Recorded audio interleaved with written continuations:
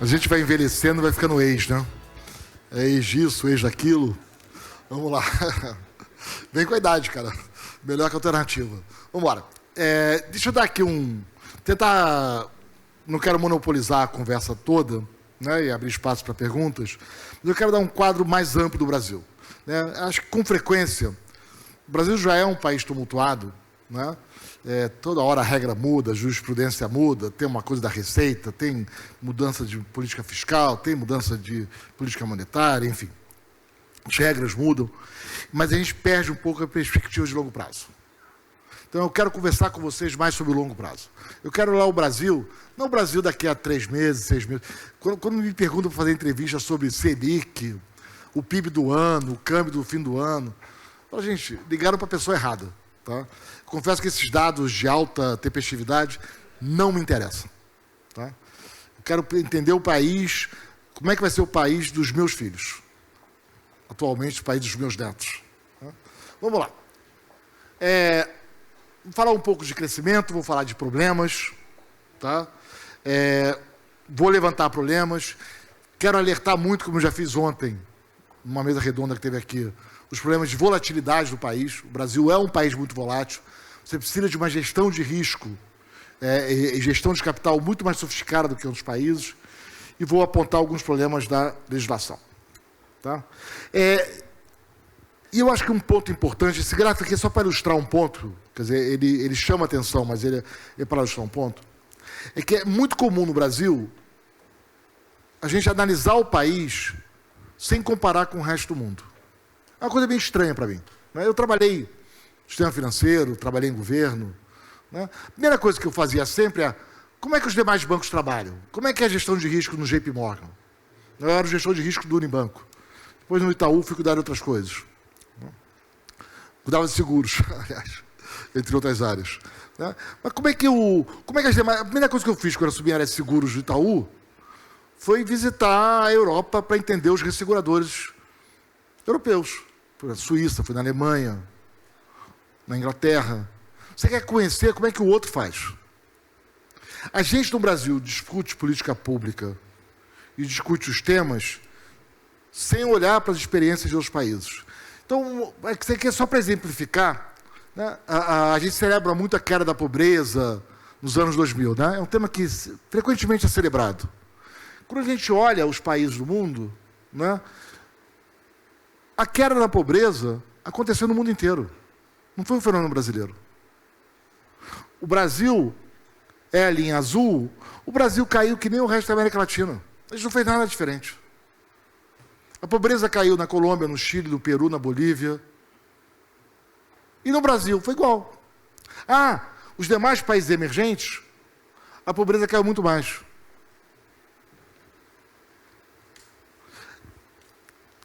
Ter esse olhar aberto para as demais experiências, seja no seu ambiente de negócios, seja na discussão de política pública, é fundamental. A gente não faz isso, tá? A gente acha que a gente está inventando a roda o tempo todo. E deixa eu dar aqui alguns dados. Né? Desculpe, aqui vai ter muita tabela, muito dado, mas, enfim, a maneira que eu consigo pensar. Aqui, o que a gente tem? Aqui no eixo horizontal, a gente tem a taxa de crescimento do país. Tá? Eu cortei a série desde 70 em duas componentes. Uma começa em 70 até 2019, antes da pandemia. Uma começa em 90, né, até 19. O que são aqui os gráficos? Né? Eu tenho países emergentes, países pobres e países avançados. Os vermelhos são avançados, obviamente, os laranjas são os pobres. Aqui estão os emergentes. E aqui são todos os países. Os principais países. Né? Aqui eu tenho quanto que o país é rico ou não. Desculpa, o jargão de economista a gente põe log, porque o crescimento, né, vai se acumulando, né? Que nem taxa de juros composta. Né? É bom usar log para ficar mais fácil. E aqui é a taxa de crescimento. Esse aqui é um fenômeno conhecido. Você vê que as curvas elas são assim? Isso é um fato conhecido da economia. O país pobre tende a crescer mais rápido que o país rico. Isso é um fato. É o fenômeno da convergência. Tá? Quando a gente olha no período... Então, a China, por exemplo, que era muito pobre, cresce mais rápido que o Brasil, que era um pouco mais rico. Tudo bem. Quando você olha a série desde 70 até 19, as coisas parecem razoavelmente em ordens e adequadas. Quando a gente olha de 90 para cá, o Brasil destoa. O Brasil está muito longe do que acontece com os demais emergentes. A gente ficou para trás. E o que aconteceu com o Brasil? Aqui eu vou pegar um outro indicador, que é pegar a renda total do país, o PIB do país, e vou dividir por pessoa empregada. Não vou fazer a renda per capita. Se fizesse a renda per capita, ia ser parecido. Por que não renda per capita? Porque a gente tem uma transição demográfica muito rápida no Brasil. É muita gente chegando no mercado de trabalho, isso distorce um pouquinho os dados. Tá? Então, é tecnicamente mais correto usar, dividir não por total de habitantes, mas por pessoa empregada, para limpar esse efeito. Mas não é muito significativo. Pegando desde 94, que é a estabilização brasileira, plano real, até começo da recessão. Os países emergentes, né? Índia, Tailândia, Vietnã, Malásia, Indonésia, Polônia, Hungria, é muita gente. A renda desses países cresceu nesse período 127%. Estados Unidos, 48%. OCDE, 35%. Brasil, 18%. A ideia aqui não é da depressão. As pessoas falam assim, pô, Marco Lisboa de novo? Não, Marco Lisboa não, pelo amor de Deus, gente. Só tem notícia ruim. Eu quero animar o pessoal, eu quero uma coisa para ficar alegre. Né? Ou a gente enfrenta problema, ou é o caminho do fracasso, tá? Eu acho engraçado quando eu fico imaginando o pessoal que... Eu lembro no começo do governo anterior, o pessoal me chamava no seminário assim, com 1000 pessoas. Aí eu começava a falar, e todo mundo assim, não, você está muito pessimista, você não gosta do governo. Eu falei, não, eu gosto do país, eu quero que o país dê certo, pô. Ou a gente fala de problema, ou não fala. Aí eu falei uma vez para um pessoal que reclamou, eu falei, cara, você vai no oncologista, ele fala assim, olha, tem um quadro grave, tem que tratar, tem que fazer esse exame. Você fala assim, o senhor está muito pessimista. Não seja tão pessimista, vai. Vamos chegar no meio do caminho aqui. Não é estágio 4, vai, é estágio 2, vai. Vamos negociar aqui. Diagnóstico você não negocia, você aceita e enfrenta o problema. É engraçado, né? A gente tem muita dificuldade de ser maduro por causa de problema. E o caso brasileiro não é só que a gente ficou para trás. É que a gente tem muita volatilidade. Aqui eu peguei a taxa de crescimento do país desde do fim do milagre, 76, até 20. A gente tem anos de grande crescimento e anos de grande recessão. De novo, para saber se é grande, eu tenho que comparar com o resto do mundo. Vamos comparar com o resto do mundo. Né? Aqui, vou ter vários dados aqui, eu não vou entrar em todos os detalhes. Né?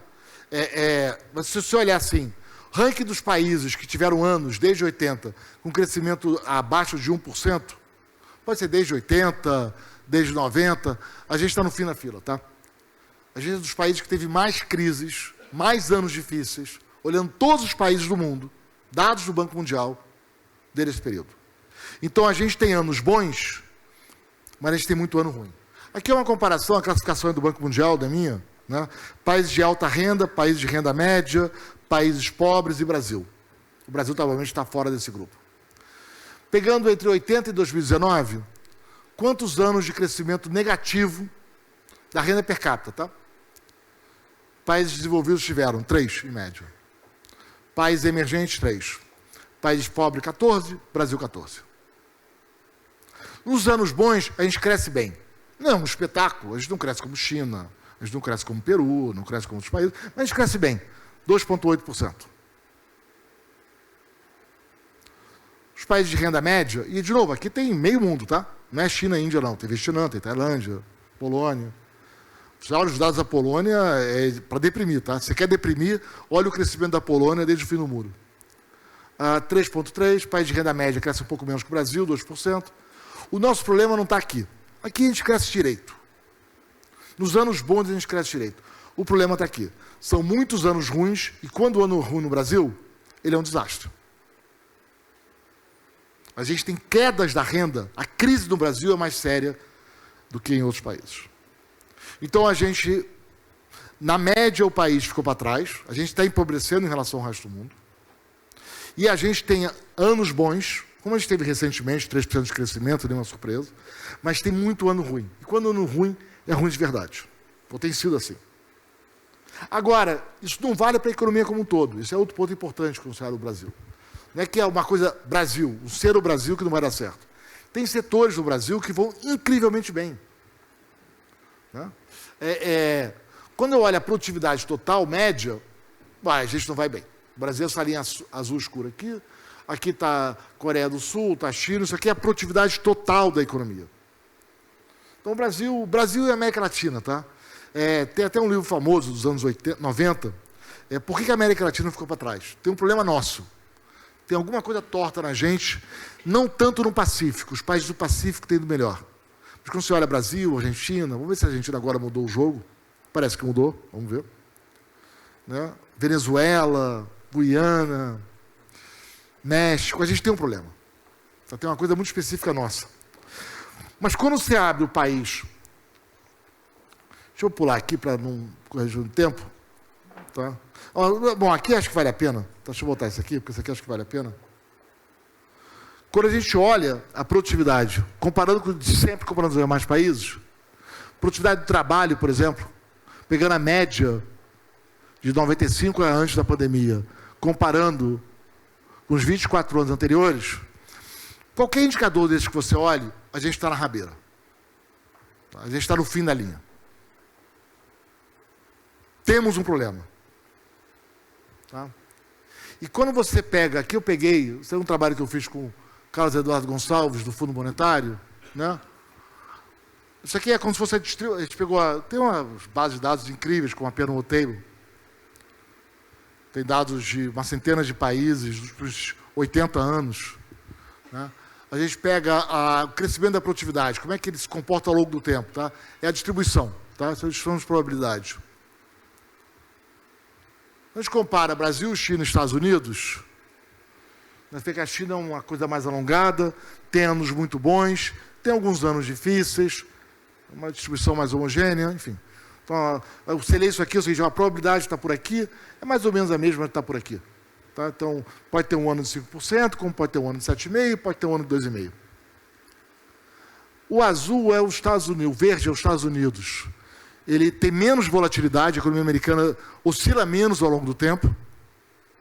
Tá? E ela tem uma probabilidade muito grande de estar aqui perto de 1% de crescimento a 1 e pouquinho. Para o já trabalho, tá? Óbvio que o crescimento da economia é maior, porque você tem o crescimento da população. Dá uns 2%, que os Estados Unidos é insuportável. Ele cresce 2% ao ano, né, há 200 anos. Foi assim que virou o país mais rico do mundo. Aqui é o Brasil. E o que o Brasil tem? O Brasil tem uma probabilidade baixa de ter anos muito bons. Em geral, ele tem aquele comportamento lá de 2%, 1% de crescimento. Produtividade do trabalho, tá? Como a população cresce 0,7, tem que somar. Agora, a gente tem uma cauda inferior muito alta. Isso é, tem muita probabilidade de ter anos bastante ruins no Brasil que não ocorrem em outros países. Esse é o diagnóstico agregado. Agora, quando você abre para os setores, falei, o Brasil é um país muito disperso. Você tem histórias incríveis. O agronegócio brasileiro é uma história impressionante. A produtividade do agro cresce, pode medir por trabalho, pode medir por produtividade total dos fatores, cresce 3% ao ano desde o começo dos anos 70. Foi a política de desenvolvimento mais inteligente que a gente fez. Vou quebrar o mito, o Brasil não nasceu para o agronegócio. Agro não é sol, solo e água. O solo brasileiro é muito pobre, em particular do Centro-Oeste, e as culturas que têm mais mercado no mundo foram domesticadas, foram geneticamente adaptadas para países de clima temperado, que não é o caso brasileiro. A soja não era para dar em Goiás. A soja é Argentina, Uruguai, Europa e Estados Unidos. Como é que a gente teve essa revolução no agro? Tecnologia. O preconceito das pessoas é que, não, agro, commodity, vai. Preconceito é horrível, né? Está cheio em economia. As pessoas estudam menos e julgam mais. O agro é pura tecnologia. Quem acha que agro são recursos naturais não faz a menor ideia do que está falando.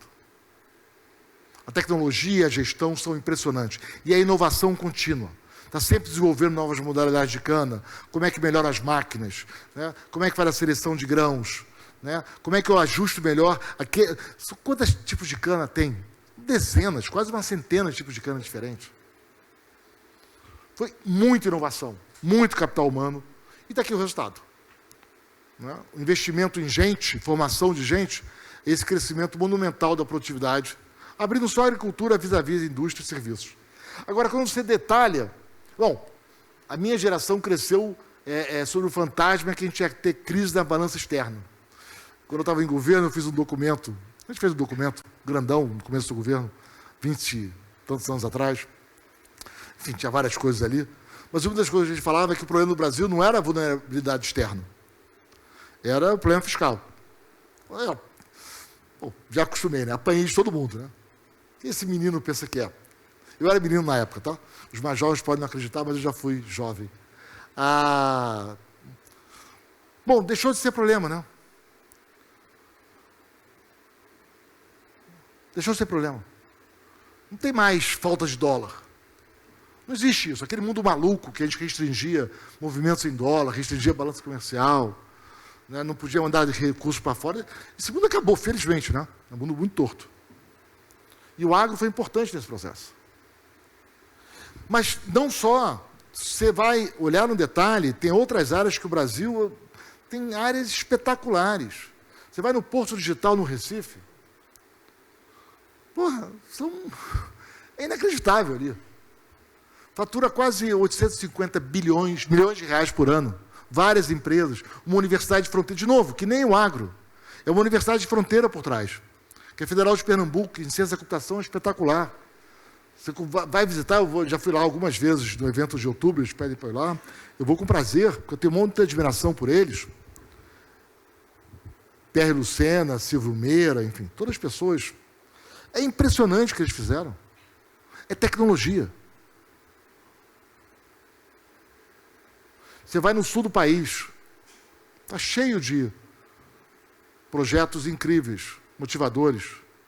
Porto Alegre, Florianópolis, hubs de inovação. O setor bancário brasileiro dá uma surra no resto do mundo. Trabalhei em banco muitos anos, trabalhei em governo antes disso. Cada vez que eu comentava, ou com um regulador, ou com um banqueiro de outro país, sobre o que a gente fazia no Brasil, e falando dos grandes bancos, tá? As pessoas não acreditavam. Falavam assim, ó, em 2002, um cheque... você deposita um cheque em Porto Alegre, ele amanhece no Rio Branco, no Acre. Fala assim, não existe isso. Estados Unidos são semanas. Itália também. Como é que é isso? A gente inventou o sistema brasileiro de pagamentos. Contabilidade toda online. É inacreditável que a gente tem tecnologia. O Pix é só a pontinha mais visível. Agora, então, o Brasil é um país que tem uma... na média, é um país atrapalhado. É um país que ficou para trás. A gente tem empobrecido. Os outros países têm ido muito melhor do que o Brasil nos diversos aspectos. Muitos países. Seja de crescimento, seja de combate à pobreza. Seja nos dados de educação. Mas o Brasil tem muita volatilidade ao longo do tempo e tem muita dispersão entre setores.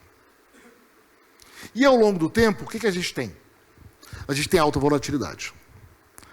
Então, quando as coisas estão... E aí o Brasil tem um lado... Eu sei que é uma expressão antiga, mas talvez ela seja mais fácil do que as modernas, que põe nuvem nos problemas. É um país meio maníaco-depressivo. Então tem momentos que o Brasil está ótimo. Fala assim, agora vai. Não, agora vai dar certo, a gente vai decolar, vai ser uma grande potência. Agora vai. Me lembra um pouco aquele viciado em jogo de cavalos.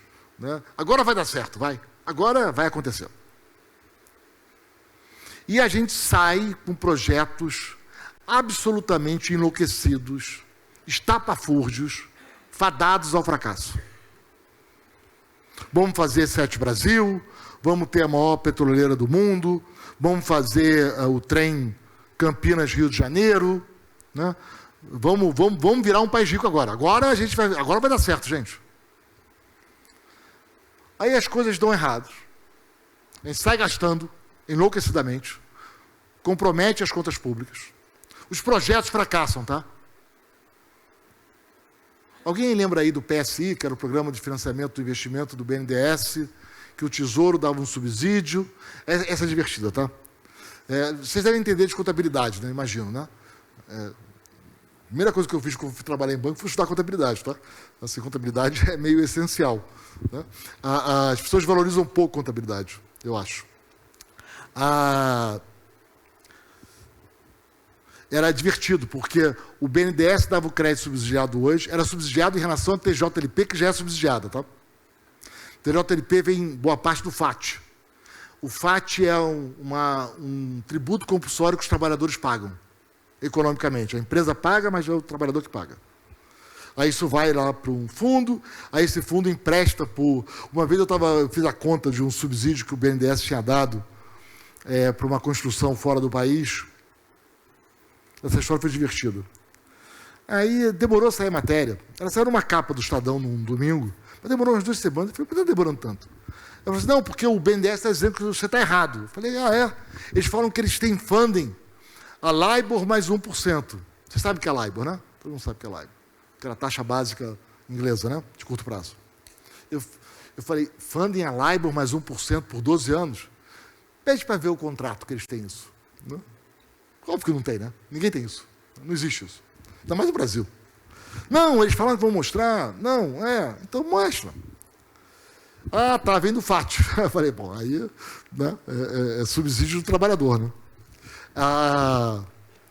E aí, o BNDES emprestava abaixo da TJLP, e aquelas bagunças brasileiras, tá? Você lê a lei, todo mundo tem direito a alguma perversão na vida, né? Eu tenho várias. Uma delas é ler lei. Né? Eu leio lei, leio decreto, né? Leio o apêndice. Enfim. Devia estar usando o meu tempo melhor, né? Mas, enfim, eu leio lei. Aí eu fui lá, aí você pega o apêndice da lei, é uma quantidade de tabelas inacreditável de exceções. Empresa média de alta tecnologia, assim, zero. Não sei o quê, meio mais não sei o quê. Né? É a baderna brasileira usual. Aí o BNDES dava o crédito subsidiado e o Tesouro ia ressarcir o BNDES pela diferença com o TJLP, que já é subsidiada. Só que ele vai ressarcir 2 anos depois. Você pegava o balanço do BNDES, ele tinha um crédito a receber do Tesouro. Você olhava o balanço do Tesouro, não tinha uma dívida com o BNDES. Eles romperam partilha dobrada da contabilidade. Isso é só um exemplo que foi feito naquele período, tá? Para quem acha que não foi grave. Né? Romperam a partilha... Deu um trabalho para acertar aquelas contas públicas em 14. Eu gastei quase 1 ano com uma equipe impressionante de gente para a gente botar as contas, entender o que tinha acontecido com as contas públicas naqueles anos anteriores. Tamanho, era despesa, era ação feita, despesa reconhecida, não paga, que não estava em reais a pagar. Mas como assim? Não estava. Enfim. Tempos ruins. Pior que eles não param de voltar, né? Mas enfim. Eu também não gostava do governo anterior, tá? Quem acha que gostou porque achava... Acho tudo atrapalhado aí. Mas, enfim. Eu não sou muito de fazer amigos, tá? Mas, enfim. Esse PSI custou em subsídios. Subsídio é o dinheiro que você deu que não voltou. Não é um empréstimo. O empréstimo é muito maior. Você deu o dinheiro no colo do empresário que não teve que pagar de volta. 300 bilhões de reais. Na época eram 100 bilhões de dólares. A gente tem os dados, os microdados do BNDES e do Banco Central, de quem recebeu o crédito. Então você tem empresas parecidas, algumas receberam benefício e outras não. Aí você pode fazer teste com grupos de controle para saber se aquele subsídio gerou mais investimento. Porque tem quem recebeu, quem não recebeu, que nem medicina, né? Eu vou testar uma vacina, você recebe, você não. Fiz o sorteio. Um grupo recebe, outro não. Aí eu sei se a vacina reduz a chance de você pegar Covid, por exemplo, ou pegar sarampo. Não é isso, né? Então a gente consegue testar isso. Então, aumentou o investimento? Não. Pô, o cara recebeu 300 bilhões de reais e investiu mais? Não. Por que virou os 300 bilhões de reais? Ué, dividendo. E o investimento? É igual. Para quem conhece um pouco de micro, faz todo sentido, tá? Porque esse subsídio, ele não afeta o retorno marginal nem o custo marginal do investimento. Ele afeta o custo médio e o retorno médio. Se você afeta o custo médio e o retorno médio, você não afeta o volume total do investimento. Por isso que a lei do bem também fracassou, tá? Subsídio para grande empresa tem que tomar esse cuidado. Se você não mexer no... Isso é um meio curso elementar de política pública. Ou você mexeu na margem ou não vai ter efeito. Mas, enfim. Então, o que acontece? Dos tempos bons, o lado faraônico toma conta. E a gente inventa esses projetos doidos. O problema do Brasil é o seguinte, o nosso gasto público é engessado. A gente inventou um sistema legal, e aí não adianta reclamar, tá? Porque é cláusula pétrea da Constituição. Não tem como fazer, não tem o que fazer. Sinto muito, má notícia. Toda vez que falarem que reforma administrativa vai reduzir despesa, que você vai cortar ministério, vai reduzir despesa, esquece, tá? Isso é 171. Não vai rolar. Não tem isso. Não, mas, pô, tem que ter. Não tem. O Brasil não pode fazer ajuste fiscal com outros países. Sinto muito, são as nossas regras constitucionais, são cláusulas pétreas. Nenhuma nova Constituição pode alterar. A gente pode fazer reforma administrativa por várias razões. Melhorar a eficiência, é um pesadelo. Como é que você vai fazer durante 30 anos funcionários, servidores com regras antigas e regras novas? Tudo bem, pode melhorar. Você pode demitir servidor público? Não. Você pode cortar salário? Não. Você pode reduzir previdência? Não. Você pode cortar transferência para estados e municípios? Não. O que você pode fazer de ajuste fiscal no Brasil? Bom, você pode olhar as fraudes do INSS, que são grandes, os desvios. Já escrevi muito sobre isso. Fazendo as contas, a gente fala de precatório, o problema é muito maior que precatório. Quase 10% da despesa primária do governo federal são decisões judiciais, sem contar de receita. Então, o governo inventou o disparate do PERSE. Se alguém tiver no setor de eventos, por favor, não me bata. Eu acho um disparate o PERSE. A empresa tem lucro, não paga imposto. Aí o governo, enfim, errou, fez lambança, aí volta atrás, aí cancela, aí vem uma ação judicial falando, não, eu preciso do PERSE, vai. E o judiciário dá. 2,5% do PIB são decisões judiciais.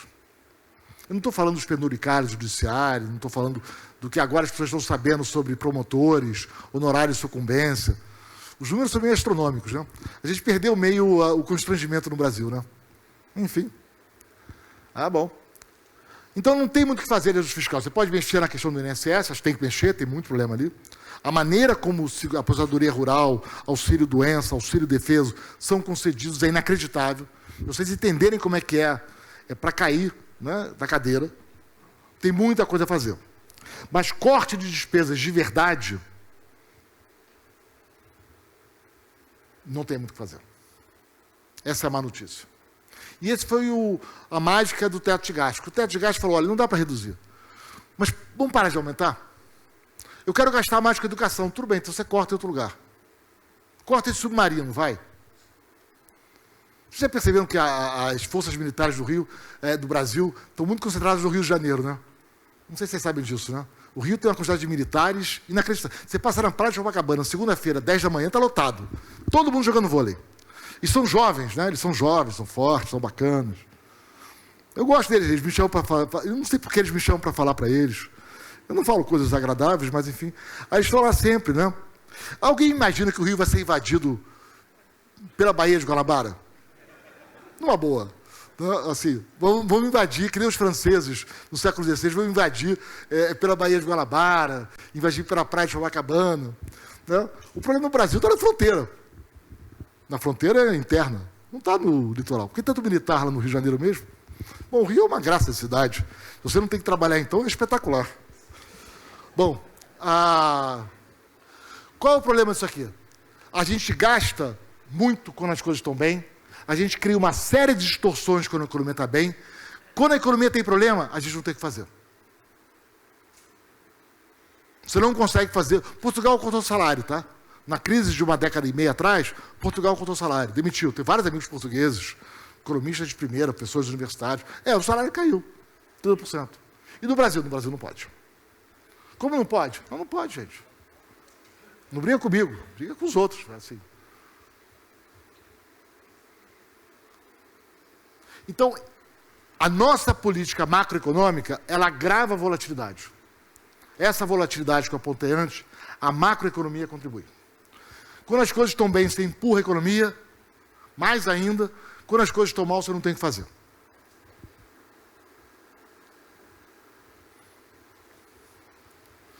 E o pior, quando a receita aumenta, ela vira gasto.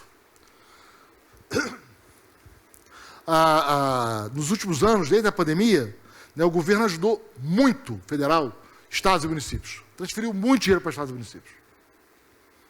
Transferiu durante a pandemia mais que precisava. Os governos estaduais e municipais precisavam de 30 bilhões. O governo quase deu 180 bilhões. Aí eu e meu xará gritamos na imprensa. Aí caiu pela metade, tá? Mas foi 90. Precisavam de 30. O que viraram aqueles bilhões todos? Salários e aposentadorias, que depois não podem ser cortados. E continuaram. O fundo de participação dos municípios foi aumentado, o fundo de participação dos estados foi aumentado, o novo Fundeb transfere mais estados. Fundeb é o fundo para a educação, tá? A educação não melhorou, tá? Acho que só eu e Marquinhos, meu xará, Marcos Mendes, ficamos brigando contra o novo Fundeb. Apanhamos todo mundo, mas é divertido. Né? Que agora eu vou cobrar deles. Falar assim, olha, o novo Fundeb foi aprovado, né? Participei da discussão. Com deputados, com as pessoas. Falei, vai dar errado. Escrevi, vai dar errado. Deu errado. E agora, a educação melhorou? Todo mundo queria pousar no Roda Viva e falar educação, educação. E as pessoas não olham os detalhes. Não virou melhora da educação. Virou salários e aposentadoria. E a qualidade da formação dos alunos? Então.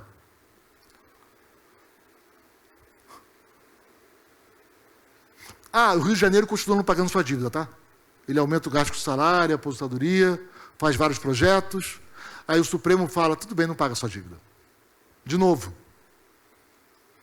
Isso vem desde 2000, tá?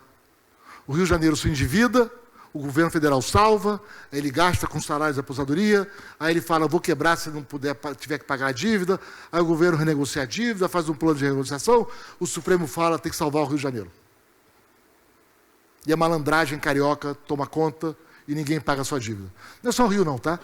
O Rio de Janeiro é assim, Minas Gerais, Rio Grande do Sul, mas o Rio é o pior. O Rio é o caso, acho que, mais... Enfim. Não vamos estranhar que a taxa de juros seja alta, que a volatilidade seja alta, tá? Nesse quadro, não tem surpresa. E, aliás, sobra para o Banco Central ser o adulto da casa. Tem sido assim há 30 anos. Quem é o adulto da casa é o Banco Central. Que tem que arcar com o ônus de dar notícia ruim e falar, não queremos inflação, tem que subir juros. É o único adulto da casa. Se você não faz o fiscal, não reclama de juros altos. A médio prazo, a economia cresce menos. Anos muito bons, anos muito ruins, a média, crescimento baixo. E pior, a gente descuida dos detalhes da política pública. Vocês tocam negócios, vocês conhecem isso. Gestão é detalhe. É o dia a dia. Qual é a política de incentivo? Como é o processo de avaliação? Os controles de processo. Se você tem uma fábrica, então, é enlouquecedor. Você está o tempo todo olhando, fazendo as reuniões de equipe, acompanhando os indicadores, como é que eu melhoro? Como é que eu melhoro em 0,5% a eficiência nessa linha? Como é que eu... É isso que a gente faz o tempo todo, gente. Essa é a vida de qualquer gestor. Qualquer bom gestor, pelo menos. Né? Está o tempo todo preocupado. Como é que eu melhoro a qualidade que eu faço? A gente não faz isso na política pública. A gente inventa teses gerais e, a partir daí, toma decisões. A gente não discute o aprendizado dos alunos na escola pública. Já viu alguém discutindo qualidade da educação na escola pública? Qual o método pedagógico? Ah, detalhe, o Brasil está atrasado uns 50 anos em método pedagógico, tá?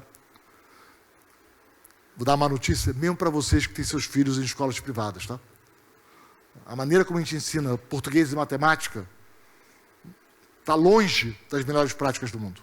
Mas longe. Longe. Falar em método fônico no Brasil, eu apanho de um congresso de pedagogia, o que aumenta a minha autoestima. Né? E são 3 métodos fônicos, tá? E tem grupos de controle, tem teste, que nem vacina. Pô, lá fora o mundo leva a educação a sério, tá? Tem pesquisa, tem ciência, tem teste controlado. Não é o professor vai na sala de aula e faz o que quiser. Bom, isso traz para a gestão dos negócios no Brasil um desafio incrível. Essa grande volatilidade, tanto entre setores, quanto ao longo do tempo, a volatilidade dos preços ativos, o juros estava em 6, aí vai para 14. Como assim? Pior, na pandemia estava em 2 e foi para 14. Você fez um plano de investimento de 7 anos, pegou muito dinheiro emprestado, e agora? Caramba, quebrei. Vários quase quebraram, alguns quebraram. A regra do jogo mudou. Tem uma lei do leasing. Aí, mercado de 110 bilhões de reais. Aí o tribunal fala, não, veja bem, essa lei não é bem assim. Se o devedor pagou 70% da dívida, o carro é mais dele do que da empresa de leasing. Como assim? Ele está inadimplente? Não, mas vai. Eu acho mais bacana o carro ser dele. Ele está inadimplente, mas o carro é dele. O mercado de 110 bilhões de reais caiu para 10 bilhões de reais uma década depois. Com uma decisão do judiciário.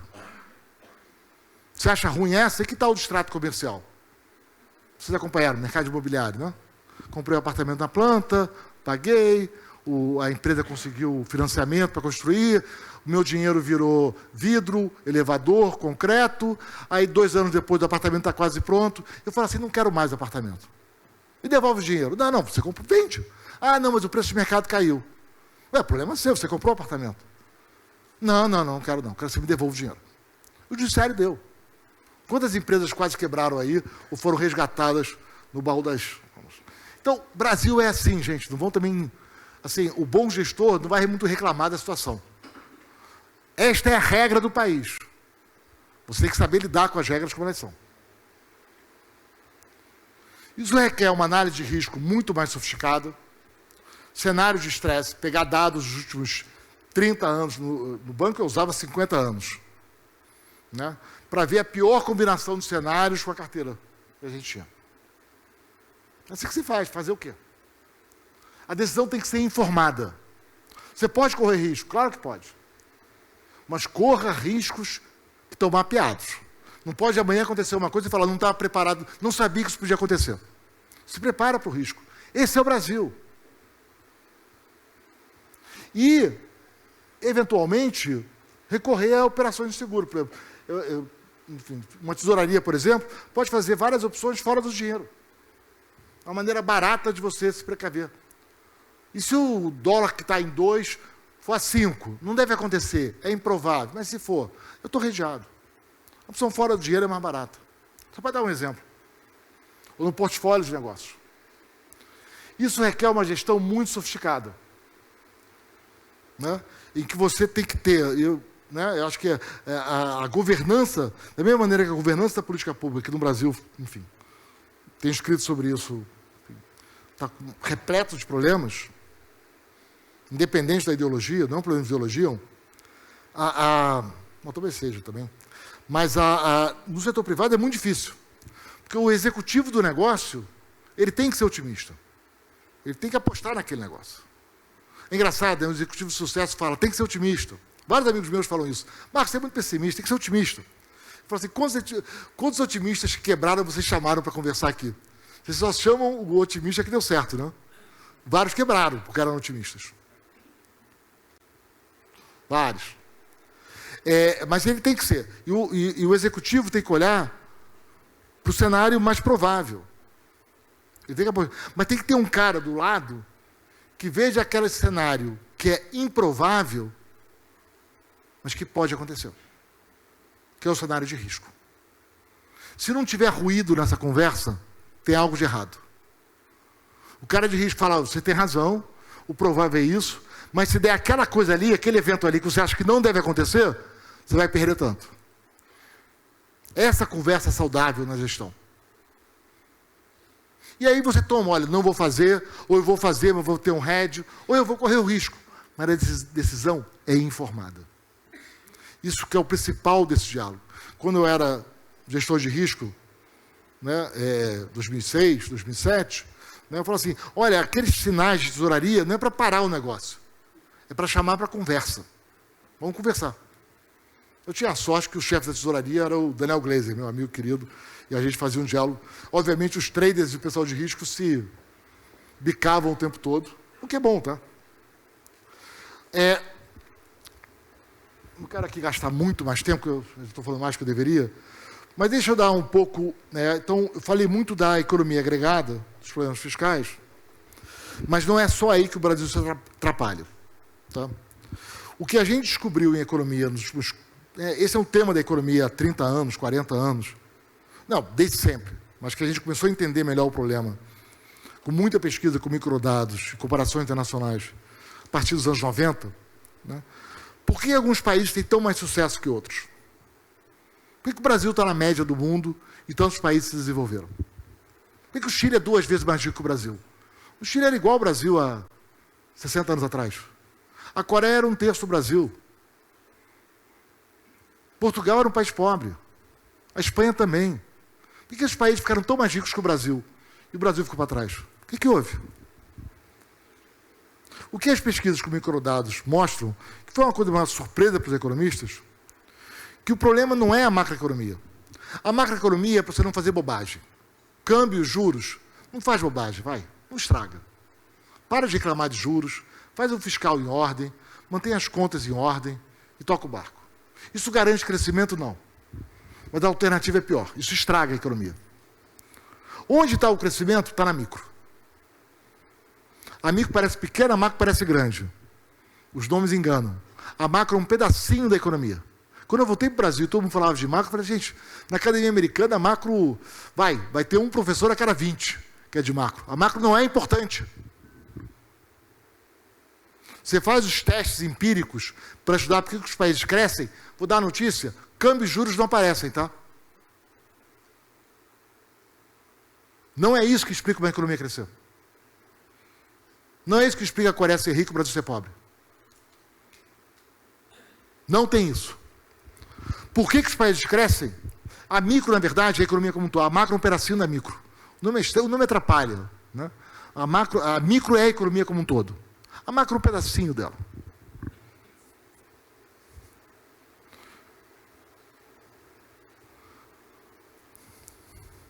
As regras do jogo importam. A economia passou por várias revoluções nos últimos 30 anos. Uma delas foi na análise estatística. Deu vários prêmios Nobel.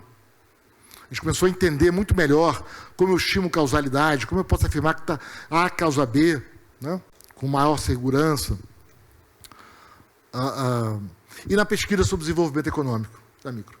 Quando eu voltei para o Brasil, eu tomei um susto. Falei, gente, a economia trata de discriminação, mercado de trabalho, saúde, né, contaminação, né, poluição, regulação, setor elétrico. Assim, tanto tema bacana, a gente fica falando de câmbio e juros, que é o menos importante da economia. Que não faça bobagem nessa área. Então, a gente descuida disso. Esse aqui é um exemplo dos resultados que a gente descobriu nos últimos 30 anos. É chamado em inglês de Misallocation of Capital. Você pega dados de censos de empresas, vários países, Inglaterra, México, Estados Unidos, Espanha, China, Índia.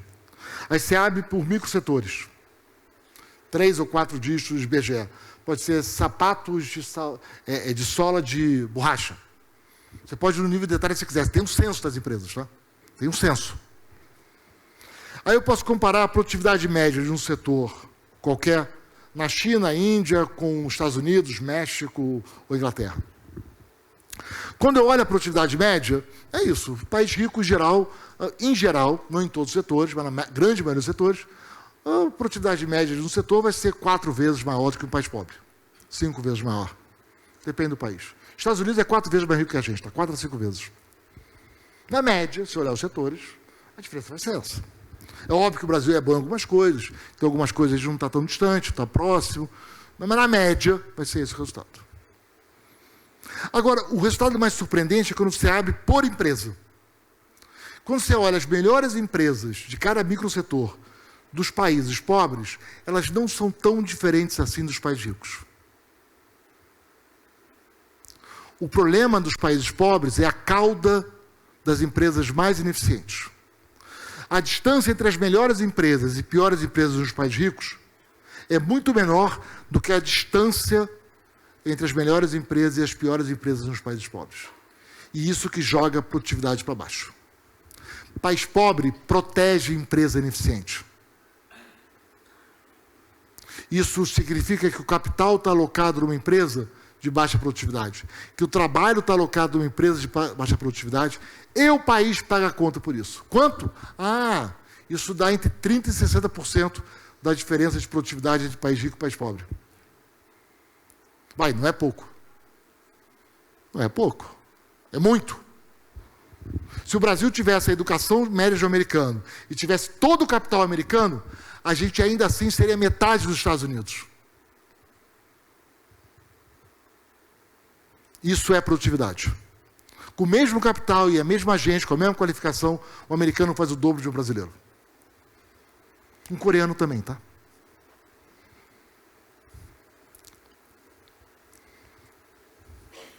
Como assim protege empresas deficientes? Gente, o Brasil é uma economia fechada, você tem uma série de proteções do comércio exterior, você tem regras de conteúdo nacional, você tem o simples, você tem o lucro presumido, você tem os subsídios regionais. Você faz tudo isso, você acha que vai dar certo? Não acha, né? Não vai tentar me vender que o simples é uma boa ideia. Não é. Não vai tentar vender que o lucro presumido é uma boa ideia. Não é. Isso protege empresas ineficientes. As barreiras tarifárias protegem empresas ineficientes. E no comércio exterior, não é só as barreiras tarifárias que o Brasil tem muito problema. Quando você olha as normas técnicas, tem muito problema. A gente cria uma série de norminhas para, sem dizer que a tarifa é alta, bloquear a concorrência estrangeira. A gente fez inovar alto, gente. Quem fez inovar alto, não acha que o país é pobre à toa. Aí era ilegal inovar alto. Feria a regra da OMC. Aí teve que cancelar, deu errado, tá? Aí fizeram Rota 2030. Também vai dar errado. Não é assim. Enfim. E não é só aí que a gente tem esses problemas. Estou acabando aqui, antes que meu tempo se esgote. Todas as regras, tudo que a gente aprendeu em economia dos 30 anos, é que as regras importam. O detalhamento da regra. Como é que eu acesso a informação? Como é que funcionam as regras do mercado de crédito? Como é que é a retomada de um bem em caso de inadimplência? Como é que são as regras tributárias? E quando você entra no detalhe, como é que funcionam as agências reguladoras? Qual é o poder do Congresso? Qual é o poder do presidente? Como é que funciona? O judiciário respeita ou não respeita as agências independentes? Até o Trump dos Estados Unidos respeitava. A jurisprudência antiga. A doutrina Chevron, como eles chamavam. Agora no Trump está mais complicado. Mas durante mais de 100 anos, as cortes americanas não discutiam a interpretação da lei feita pelas agências. Não discutiam. Agora a coisa mudou um pouco, vamos ver. A incerteza das regras jurídicas. Bom, o que a gente aprendeu em economia nos últimos 40 anos, que tudo isso importa. A maneira como você desenha a lei de falências, as regrinhas, os parágrafos únicos, a maneira como você desenha a retomada de um imóvel, de um carro, em caso de inadimplência, a maneira como você resolve conflito. Começou uma vasta pesquisa aplicada em economia, desde os anos 90, com essas bases de dados gigantescas, e cada coisa que você testava, a direção era a mesma.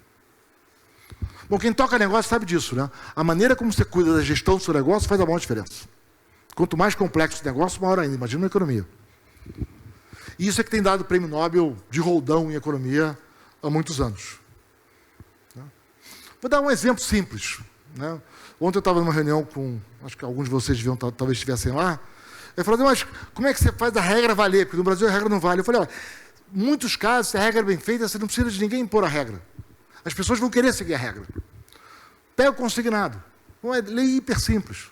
Mas foi a lei mais curta que eu escrevi na vida. É uma página e um pouquinho. Eu tinha o Marcos que pegava o empréstimo, né, do banco ou de uma vendedora para comprar uma geladeira, eu tinha um carneiro a pagar. Eu podia pagar ou não, e no Brasil, se você não pagar sua dívida, as consequências não são muito graves como em outros países. O que o consignado faz? Olha, é tudo igual. É o mesmo Marcos para comprar a mesma geladeira. E é o mesmo financiador. Só que, em vez do Marcos ter que pagar o carnê no fim do mês, é deduzido do salário do Marcos. É isso que a lei faz. Ou da aposentadoria do Marcos. Putz, eu estou ficando velho, não estou podendo falar em aposentadoria. Né? Bom, não vai rolar tão cedo. Mas, assim, é a mesma coisa. O que isso faz? A segurança jurídica de que a dívida vai ser paga aumenta. Vocês podem acreditar ou não, deu um trabalho para essa lei passar no governo. Né? O pessoal não queria. Não, Marcos, os bancos são oligopólios, vai virar lucro para banco. Eu falei, gente, vamos fazer, se der errado a gente reformula. Vamos fazer. O que aconteceu? Os juros que era de 8% no crédito pessoal caiu para 2%. 2,5%. Para quem pega o crédito consignado, desde que não seja enganado pelos pastinhas atrapalhados, é ótimo. Você tem um juros mais barato. Para o banco é ótimo. Ninguém perdeu. Você não teve que tabelar preço. Você criou o maior mercado de crédito pessoal do Brasil, com juros menores, sem tabelar preço, sem ninguém perder. E as pessoas preferem. É melhor o crédito consignado do que o crédito pessoal. Não precisa de uma polícia para impor o crédito consignado. Se precisa de polícia, cara, tem algum probleminha aí, se for em termos de economia. A lei bem desenhada não precisa. Alienação fiduciária para automóvel. É uma coisa. Retomar o processo... Cara, é uma lei imensa, a 10931, de 2005, mas a gente botou ali uma coisinha pequenininha. Tratava de patrimônio de afetação, enfim, uma série de coisas. Mas facilitar a retomada do automóvel. O juros despencou, tem pesquisa com microdados, tá? O pessoal pega dados de banco, cliente a cliente, tira o nome, tira o CPF, você vê como é que era o crédito antes e depois da lei, e aí você mostra que, de fato, os juros caíram, o crédito expandiu, e a inadimplência também. Esse artigo saiu em inglês, esses artigos todos saíram em inglês, em boas revistas internacionais acadêmicas, esse chamava Democratização do Crédito, The Democratization of Credit. Regras importam. A gente descura das regras. A maneira como você desenha um programa de transferência de renda importa. A maneira como a lei é escrita importa. A maneira como os mecanismos de controle funcionam importa. A maneira como a dinâmica da sala de aula funciona importa. A técnica que você usa para ensinar os alunos dos seus filhos importa. Você vai triangular na sala de aula, não vai? Você vai nessa... O mundo abandonou o método construtivista, que é o que domina no Brasil ou não. Você vai no fônico, tem um fônico 1, 2, 3, qual que você usa? O que você ensina no primeiro ano do ensino fundamental, no segundo, no terceiro? É português e matemática, tá? Por filosofia tão bacana, depois. Primeiro aprende português e matemática. É isso que a gente aprendeu no mundo, tá? É assim que o mundo funciona. A gente que é estranho. O que os filhos de vocês, os mais velhos aí que têm filhos no ensino médio, a quantidade de matérias que tem no ensino médio, má notícia, não é assim no resto do mundo, tá? Não é assim.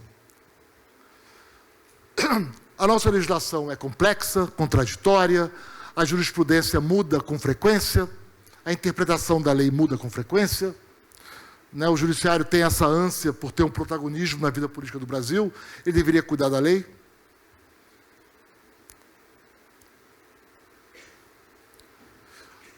E isso gera os problemas típicos do Brasil. Deixa eu dar um exemplo aqui, e eu vou parar. Tem um tempinho aqui para uma outra pergunta. Vou dar um exemplo na questão tributária. O mundo usa IVA, tá? IVA é o imposto normal no mundo. O Brasil que não usa IVA. O IVA tem uma razão de ser. Acho que eu expliquei isso ontem, mas eu repito hoje. O IVA tem uma razão de ser. Se você pega todos os projetos de investimento de produção de um país e você ordena do melhor para o pior, leve com certeza, não tem muito problema.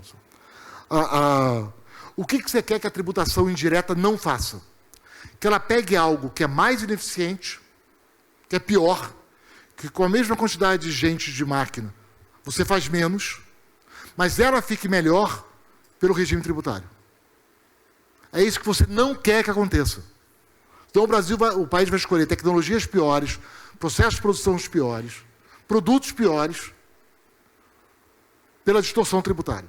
Qual é o tributo que não faz isso? Isso é pergunta meio de micro 1, tá? Isso é probleminha para aluno de graduação. Como é que o Brasil está atrapalhado nisso até hoje, eu não sei. É o IVA. O IVA é o imposto que faz isso. No Brasil, várias empresas se verticalizam. Porque, e se pergunta para o dono, mas por que você verticalizou? Mas você é tributário, né? Por que eu faço construção civil daquela maneira antiga, anos 60? Muita coisa no canteiro de obra. Porque se eu comprar estrutura metálica e pré-moldada, eu tenho que pagar imposto. Então, eu uso uma tecnologia pior por causa da tributação. E, às vezes, a pessoa nem percebe que é por causa disso. Está embutido no preço do que ela compra. Qual é o imposto que não faz isso? IVA. Isso já deu o prêmio Nobel da Economia, gente. Eu era criança. Como é que a gente usa PIS, COFINS e CMS? Não me pergunta. Aí o pessoal da Receita falava assim, mas Marcos, mas o PIS, COFINS é IVA. Eu falei, cara, você não faz ideia do que é IVA. Não, não é. Não é IVA. PIS, COFINS não é IVA. Mas, enfim. O resultado do caos, a gente faz tributação por tipo de produto, né?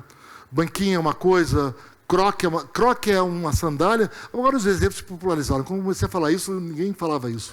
Mas croque é sorvete, não é sorvete, o bis. Sabe que o bis é por causa da tributação, né?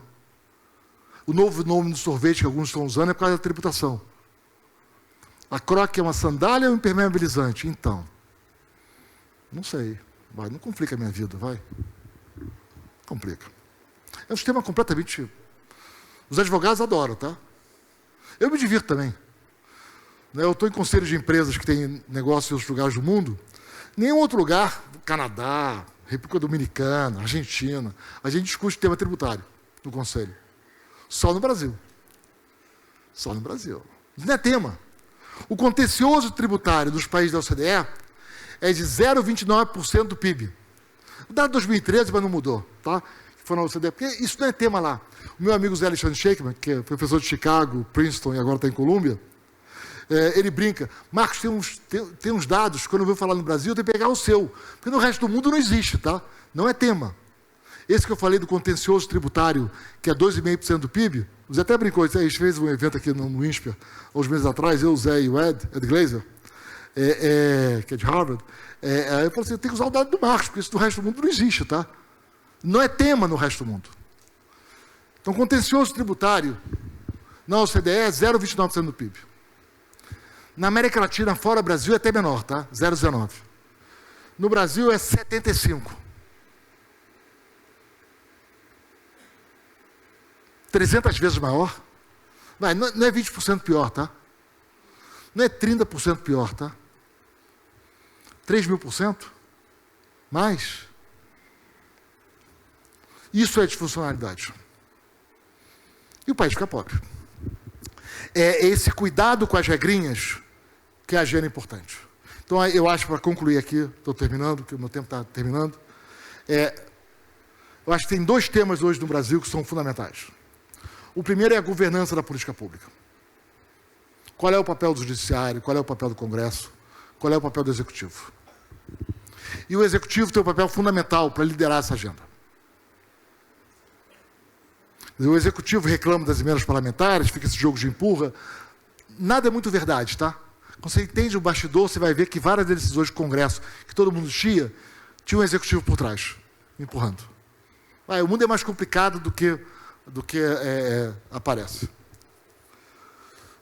E você fala das emendas parlamentares, a maneira como o Executivo gasta não é muito melhor não, tá?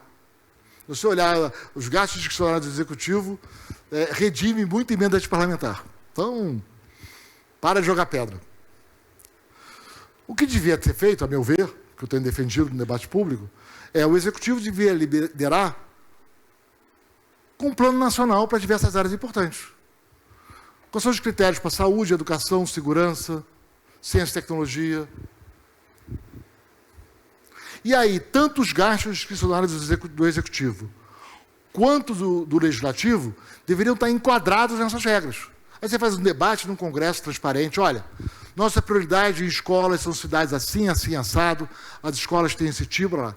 Asfalto, olha, depende das características da região, se for assim, assado, asfalto é uma prioridade ou não. Ciência e tecnologia, então, dá trabalho, tá? Tem que trabalhar. O Executivo quer governar ou de quem vai governar? Aí você define. Aí o deputado de Campina Grande, do Rio de Janeiro, ou de Belford Roxo, tem a sua emenda. Legal. Ele encaixa no plano nacional? Se encaixar, tudo bem. Não, aqui eu acho que é mais importante ciência e tecnologia. Aqui eu acho que é mais importante esse aspecto de saúde. E isso valer também para o executivo. Esse é o primeiro ponto. Bom, obviamente tem que ter avaliação de impacto. A gente faz política pública no Brasil dizendo quanto gasta e não quanto a vida das pessoas melhora. A gente não discute a educação no Brasil olhando, por exemplo, o aprendizado dos alunos. A gente não olha as boas experiências de fora. Como é que a Finlândia faz? Como é que a Coreia faz? Como é que Singapura faz? Como é que a Áustria faz? Como é que a Espanha faz?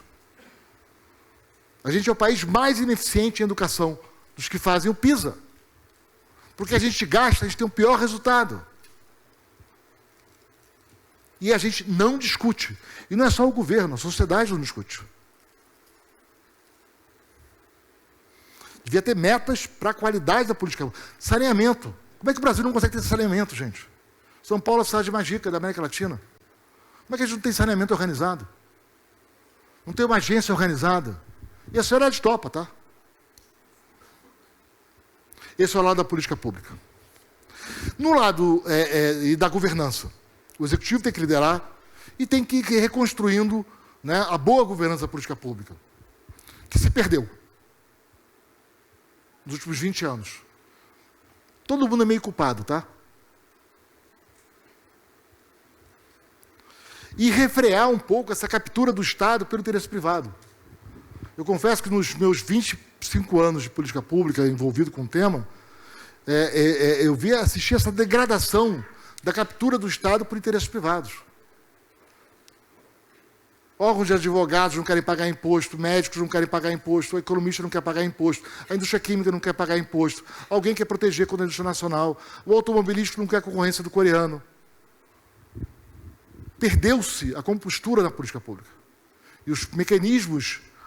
De novo, os Estados Unidos era assim no século XIX. Os Estados Unidos que o Trump elogia, o McKinley, presidente, era assim. Tinha muita corrupção, tinha muito protecionismo, tinha muito favorecimento. Os Estados Unidos foram construindo ao longo de décadas as regras do jogo. Olha, não pode, nepotismo não pode, tá? Lei trabalhista vale, tá? Tem lei antitrust. O judiciário reprime o excesso. Se respeita agências reguladoras. O executivo não pode tudo. Então essa é a boa governança. E o segundo é, se a gente quiser de fato superar as dificuldades,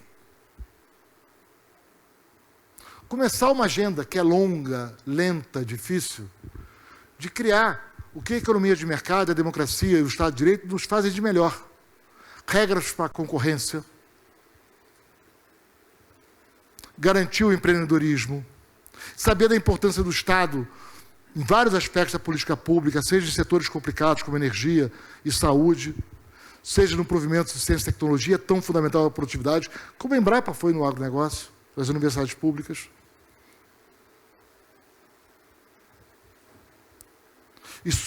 Agora, eu entendo que num país que o Estado é tão suscetível a conceder benefícios, a tentação dos lobbies é mais forte.